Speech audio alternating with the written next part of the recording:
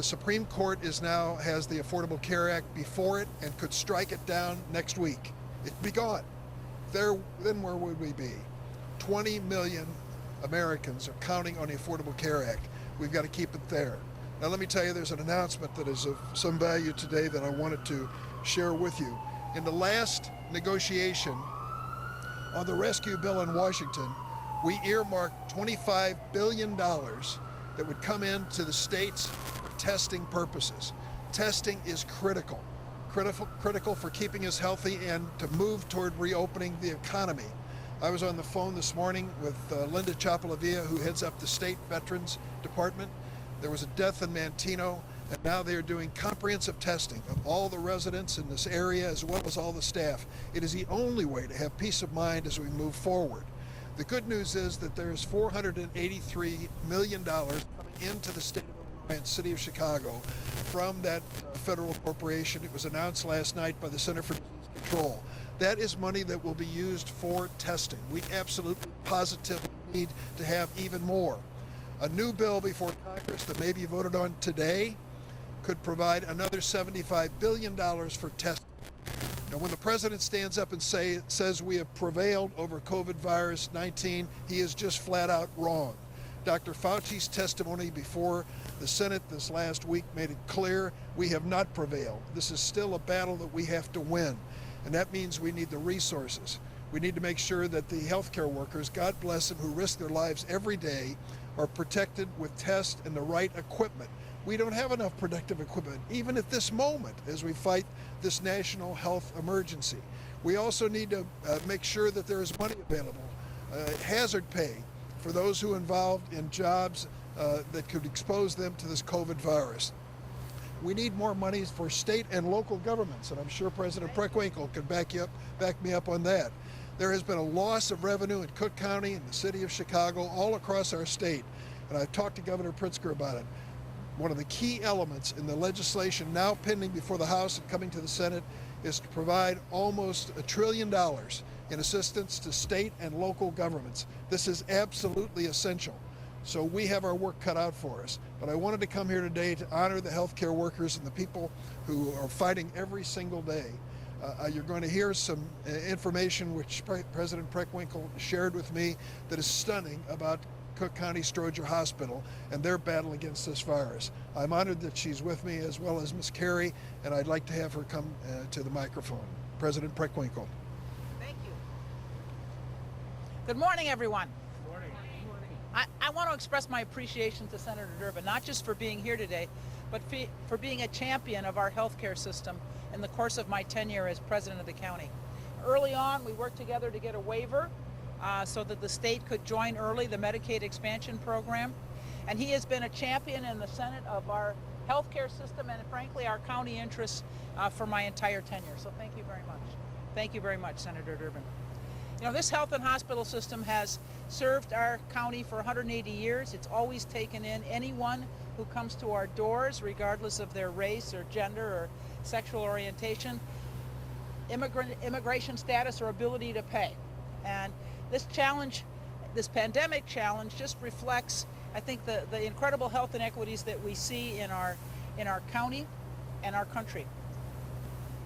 My understanding is that there have been proportionally 3 times as many African Americans who've died as whites, 3 times as many members of the Latinx community who've died as whites. That is, if you look at their proportion in the population and then their proportion of victims, it's 3 times as much. So this pandemic has highlighted the health inequities that have always plagued our country and kind of put them in stark relief. I'm going to let Deborah Carey, our interim chief executive officer, talk about the good work that's being done here. I'll just say that my recollection, and she can talk more about this, is that half of our patients in the hospital now are COVID-19 patients. Half of our patients. And many of them are uninsured. And that's because, of course, people who are undocumented, people who don't have insurance, are hesitant to use healthcare systems because they don't have any resources, and they often wait until they are very, very sick before they seek out care. And that's a tremendous challenge to our healthcare system. I want to speak just a little bit to what Senator Durbin said about support for local units of government. This is not a red state or a blue state issue. Local units of government all across the country are hurting. We're looking at least $200 million in lost revenue in Cook County. And that's because 65% of our revenues are dependent on economic activity. So it's sales taxes, it's amusement taxes, it's hotel and motel taxes. And again, our initial estimates are $200 million. And as the shelter-in-place order continues, the number, of course, will only go higher. And we're looking, frankly, at a depression in this country, and how we're going to adjust to it at the local level, have the resources to provide the services people so desperately need, is an open question. So I want to thank you, Senator, for your advocacy on the part of local units of government like ours for lost revenue in the federal stimulus bill, and we'll keep our fingers crossed that actually transpires. Now I'd like to introduce Deborah Carey, our interim CEO for our health and hospital system. Thank you, Madam President, and thank you, of course, for your always unending and continuous support of Cook County Health. And I'd also like to give a special thank you to Senator Durbin for his continuous support of Cook County Health, not just during this particular pandemic, but we've enjoyed complete support over the many years. And I think it's because of that support that we are able to be here to do what we need to do today for the COVID-19 pandemic. We are basically on the front line. We always have been, as President Pritzker said, for 180 years. We have been taking care of communities throughout Cook County. So for us, being able to step up and stand and take care of patients because they've tested, because they're concerned first about COVID-19, and then because they actually, unfortunately, actually test positive, our staff is very proud and pleased to be able to do so. But I do appreciate the fact that both Senator Durbin, the President, and many of the others elected officials understand that we need tools in order to do our job and to do our work. Clearly, personal protective equipment is very important, the PPE, and we, like most hospitals, continue to try to get what is needed, but we need additional support to make certain the supply lines as well as the equipment and it's coming in for the frontline staff, the nurses, the doctors who are taking care of the patients every single day. Also, testing is vital, absolutely essential for us to get a handle on the coronavirus and COVID-19. And it's vital because it will help us begin to identify where there are clusters and where we need to get folks to stay shelter in place so that the virus stops spreading.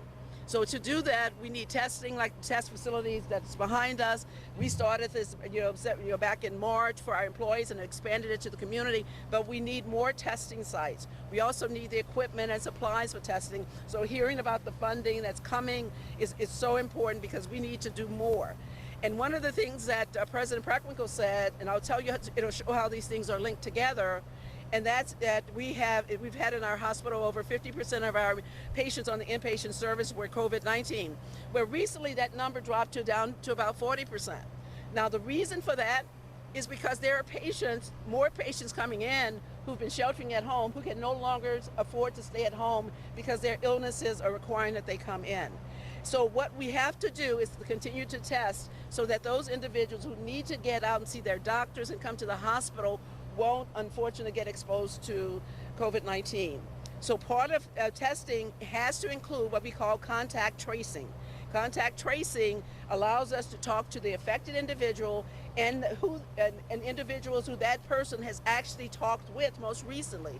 We will talk with them. We're going to maintain their privacy and their confidentiality. But what we want to do is try to begin to get a handle on where the virus is actually still spreading.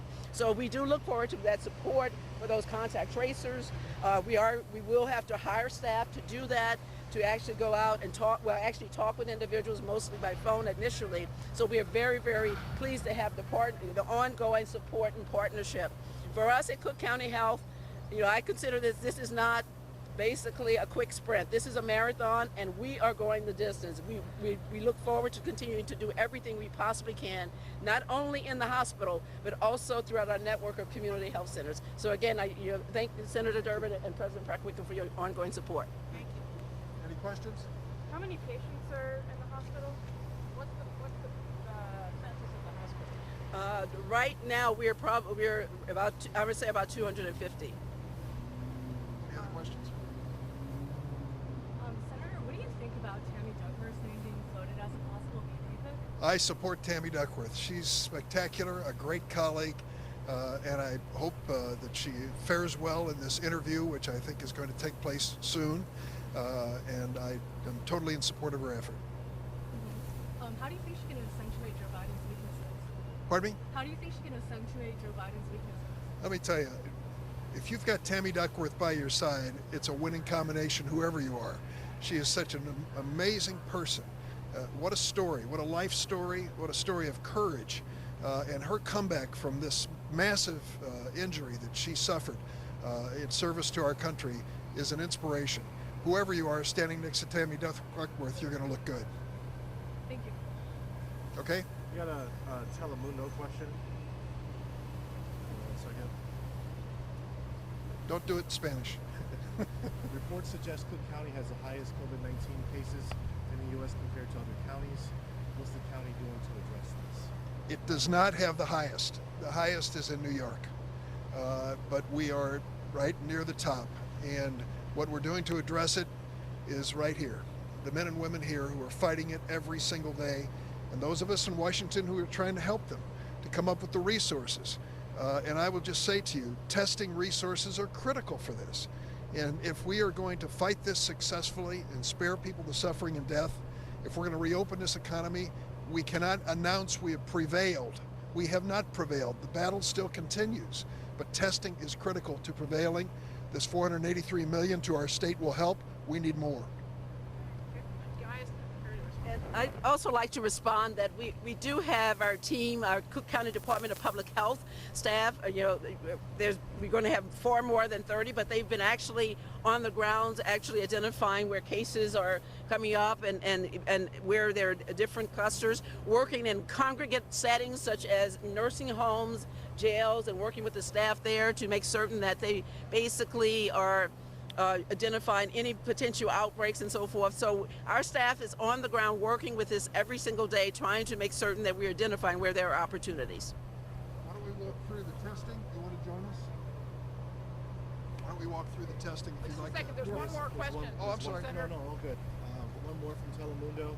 Is the county concerned about reopening some businesses and facilities in phase 3 with such high numbers? Well, first of all, I think we have to say that we're going to follow the directives of our governor, and as he reopens the economy, we'll follow his lead. But we're not going to get out in front of the governor.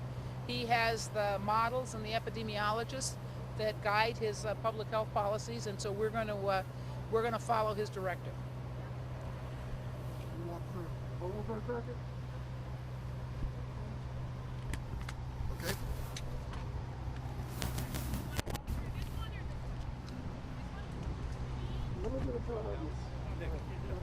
Hey, how you doing? That your cord. Good, good.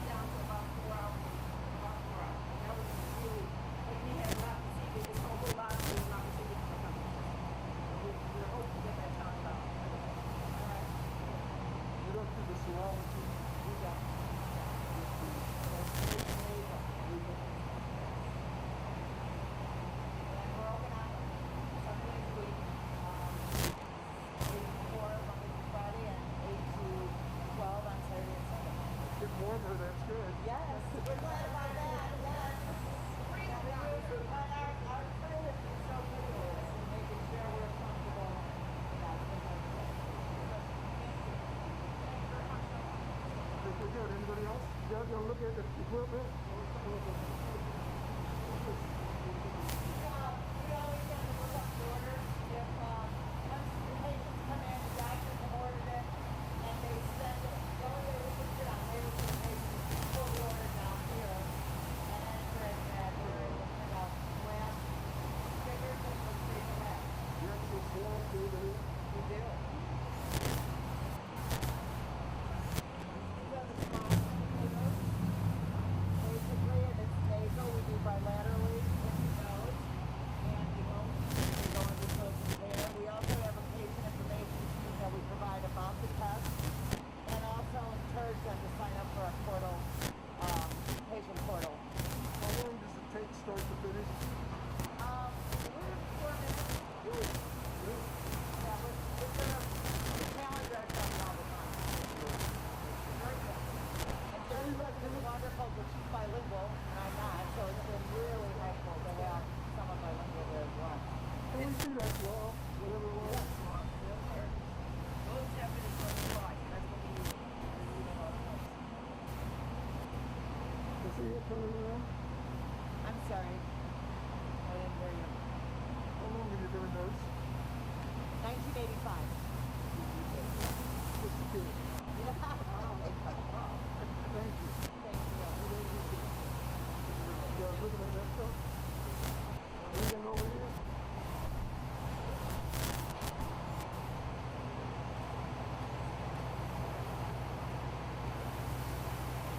So you get the information from inside the hospital on here? So when the patient comes in, they just give me an ID. I pull their record and medical card, and then they usually have an order already in the system, which I just activate for it to go through the printer and get us labeled with the order. And then the nurse, Denise, does the swab. We verify everything with the patient, make sure name, birthday, and then And you remember the public that said inside when I was Well, we have the patients who are tested here have done one of our decision order. However, they can do that over the phone. They can talk to the doctor by telehealth. They can allow us. The doctor can do the visit. The patient can call the we don't actually encourage them to come in. If we do, we actually encourage them to talk to the doctor and the doctor usually will put the order in and you can give them 7 days a week to come over and get the test. It goes back to the doctor, the doctor will meet with out with something. Thank you very much. So that helps a lot. We get a lot of Hispanic patients.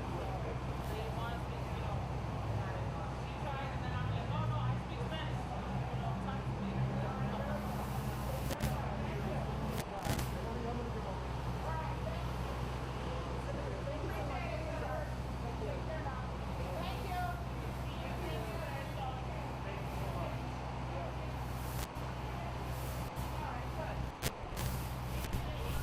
All right. Good. Make sure your insurance. I know there's a lot going on. I know, that's why. Let me see your swab again. Sure. I can open one up for you. And the actual swab. And it goes into this container.